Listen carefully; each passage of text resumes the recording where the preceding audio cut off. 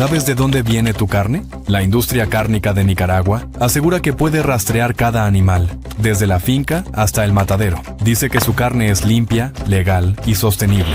Pero la verdad es que esas afirmaciones son falsas. La carne ilegal se infiltra en las cadenas de suministro y se exporta a Estados Unidos, el mayor comprador de Nicaragua. Una investigación realizada por el equipo de la película Patrullaje, con el apoyo de la ONG Rewild, revela nuevas evidencias del avance de la ganadería ilegal y el despale en las áreas protegidas y los territorios indígenas de Bozaguas e Indio Maíz, con la que se alimenta el suministro de carne de exportación a Estados Unidos. Conversamos con el periodista y documentalista Camilo de Castro, director de esta investigación, sobre los principales hallazgos que descubrieron, qué medidas se deberían adoptar para frenar la ganadería ilegal y cómo se puede regular este sector económico vital de la economía nacional, en que participan los ganaderos, los mataderos, los exportadores y el Estado.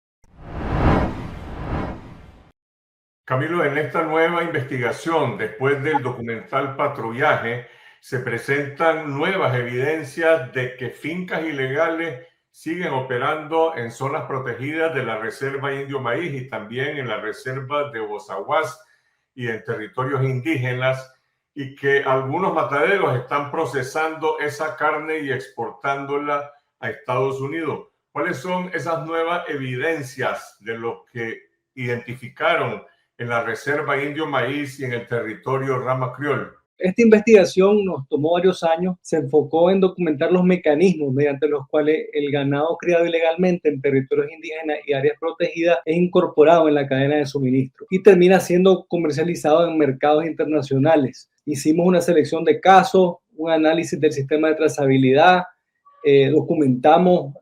obtuvimos documentación de la cadena de suministro y en este proceso pues le dimos seguimiento a varios casos que hemos venido investigando desde hace ya más de 5 años.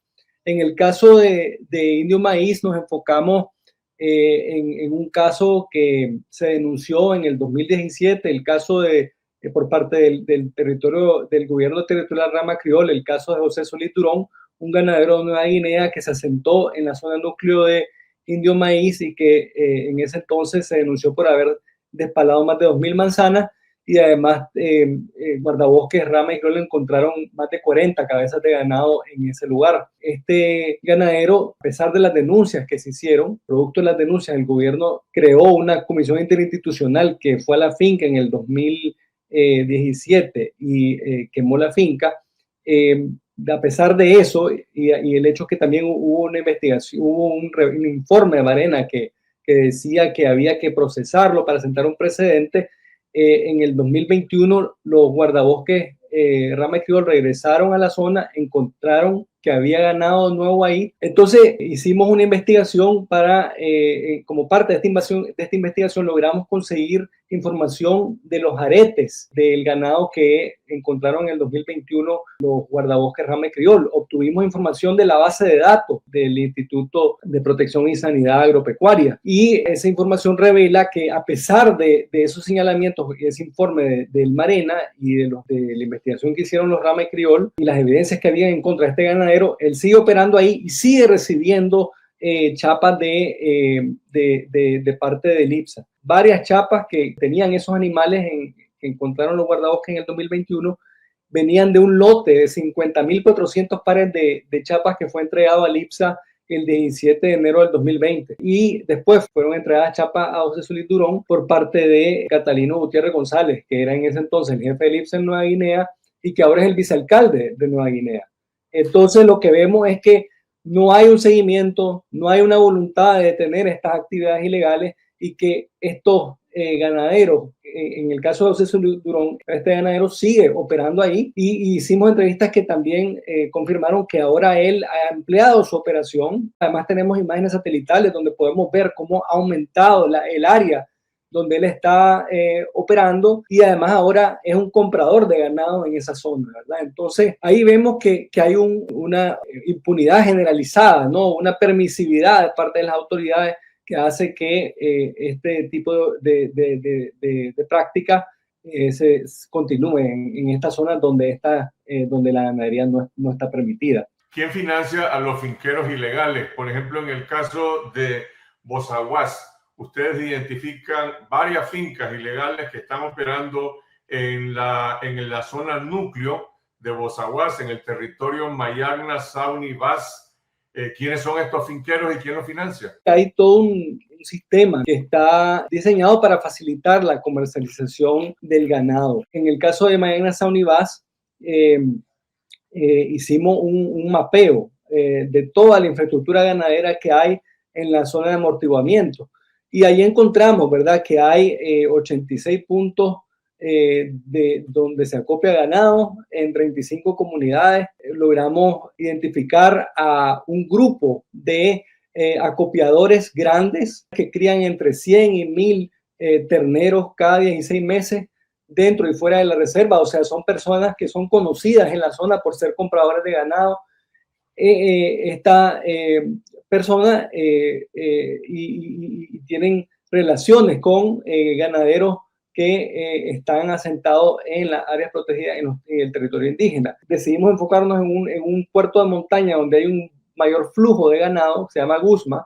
Alrededor de ese puerto de montaña hicimos un sondeo en 17 fincas de ganaderos ilegales. Fuimos a hablar con ellos para entender mejor cómo están comercializando su ganado. Y lo que logramos ver es que hay una gran dependencia de estos ganaderos pequeños y medianos en los intermediarios. Son los intermediarios los que se encargan de legalizar todo este ganado. Son personas que se han dedicado a la ganadería por mucho tiempo, algunos están vinculados al Frente Sandinista. Identificamos a uno de los mayores acopiadores en el Mayagna Sauni Vaz, por ejemplo, es Enrique Urbina Leiva, un diputado del FSLN. Muchas veces estos acopiadores tienen vínculos económicos con el régimen o son parte de esas estructuras. Documentamos casos de ganado engordado dentro de la zona del núcleo del Mayagna Sauni Vaz, un territorio que ha perdido la mitad de su bosque en los últimos 15 años y ese ganado fue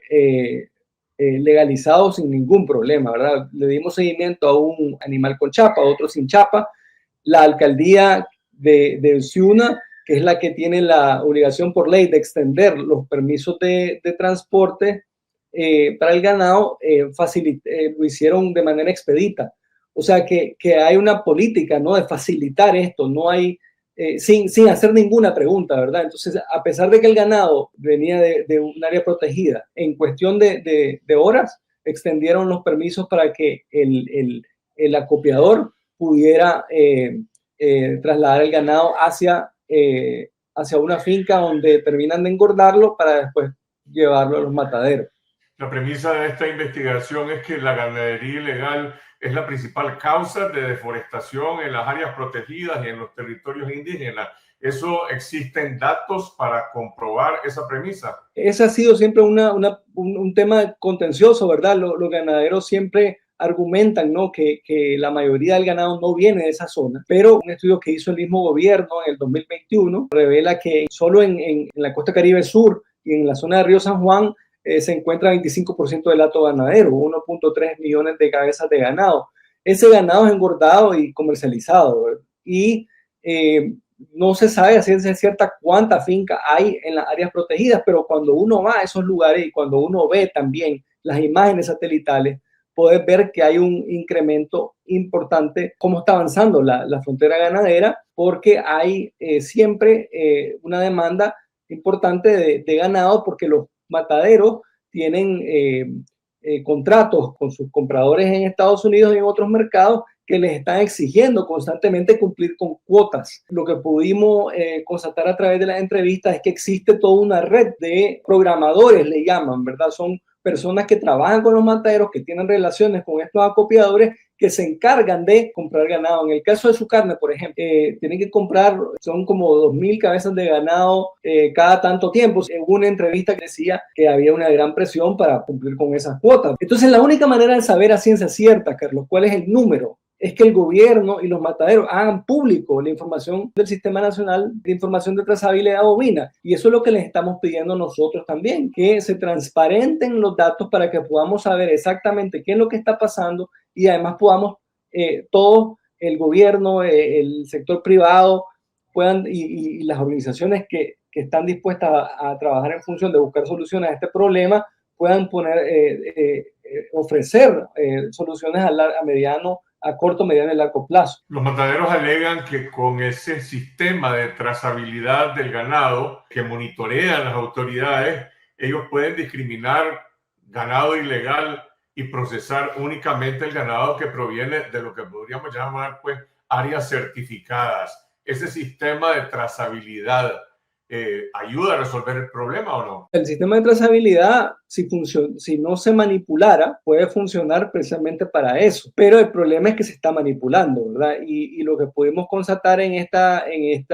investigación a través de estos casos es que el ganado que está enchapado en las áreas protegidas y en los territorios indígenas muchas veces ha sido registrado en fincas que están afuera de las áreas protegidas y los territorios indígenas.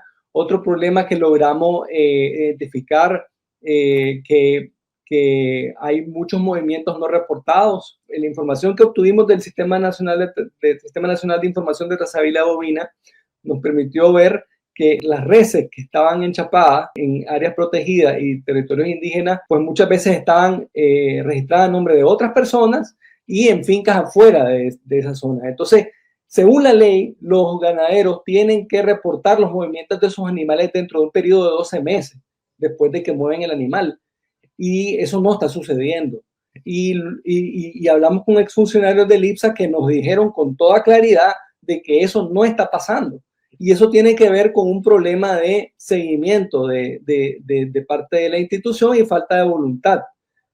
También había otro problema que nos comentaron los exfuncionarios del IPSE que tiene que ver con la verificación y la supervisión de las fincas registradas. Pareciera que no hay voluntad para corregir esos problemas. Vos hablabas hace un momento de Su Carne, este gran grupo mexicano, también el grupo CISA de Costa Rica y Nuevo Carnic, que tienen alguna responsabilidad en esta cadena de suministro ilegal. ¿Ustedes han hablado con las fuentes directas de estos mataderos? ¿Han presentado a ellos los resultados de estas evidencias y de esta investigación? Esos son los mataderos que documentamos casos de ganaderos que le vendieron reses a esos mataderos, pero en realidad todos los mataderos están involucrados en esto, ¿verdad? Porque todos tienen programadores en todo el país, porque como te decía, hay una gran presión de cumplir con las cuotas y poder exportar carne a Estados Unidos y otros mercados.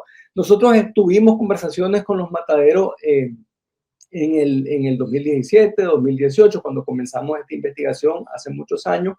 Se inició un proceso para establecer una agenda de trabajo en la que ellos se comprometieron, ¿no?, a trabajar en función de corregir algunos de estos problemas. No se cumplió con eso y esperamos poder conversar a partir con ellos acerca de esto, pero desafortunadamente pues no ha sido posible porque ha habido una actitud de querer desestimar este tipo de investigaciones y el trabajo que estamos haciendo y decir que nuestro único objetivo es perjudicar al sector cuando no es así. Este es un problema real. Nicaragua el año pasado tuvo la mayor pérdida de bosque primario en el mundo. Perdimos 4.7% de nuestro bosque primario el año pasado. El año anterior perdimos 4.2% del bosque primario, casi 10% de nuestro bosque primario en 2 años. O sea que este es un problema muy serio y necesitamos que los actores involucrados en estas actividades reconozcan que existe un problema. Y eso no está sucediendo. Veamos la otra cara de la moneda. En Estados Unidos, donde Nicaragua es el tercer proveedor de carne vacuna y se importan, no sé, más de $200 millones anuales en carne, la Agencia de Investigación Ambiental hizo un estudio sobre la importación de carne nicaragüense. ¿Hay alguna relación entre lo que esa investigación y la que están realizando ustedes? Ellos se encargaron de profundizar, ¿no?, de la investigación en Estados Unidos. Ellos son una organización de mucho prestigio. Ellos identificaron entonces a los principales procesadores y a su vez a las empresas a quienes esos procesadores le venden carne y logramos identificar que hay recortes de carne nicaragüense que se mezclan en carne molida para que se vende para hamburguesas y para otros productos en cadenas importantes como Walmart, Burger King, Sam's Club, Kroger, Aldi, Applebee's, Chili's, todas cadenas muy importantes, Taco Bell, por ejemplo. Entonces, eso quiere decir que consumidores en Estados Unidos, sin saberlo, probablemente están consumiendo carne nicaragüense que probablemente viene en parte de ganado que está siendo criado de manera ilegal en áreas protegidas y territorios indígenas. Esto ahora nosotros le escribimos a estas empresas, algunas respondieron, otras no. Algunas expresaron interés en conocer los hallazgos del informe. Estamos ahora en el proceso de compartir los hallazgos del informe con ellos. Esperamos poder tener reuniones con ellos, los que estén anuentes a hablar con nosotros.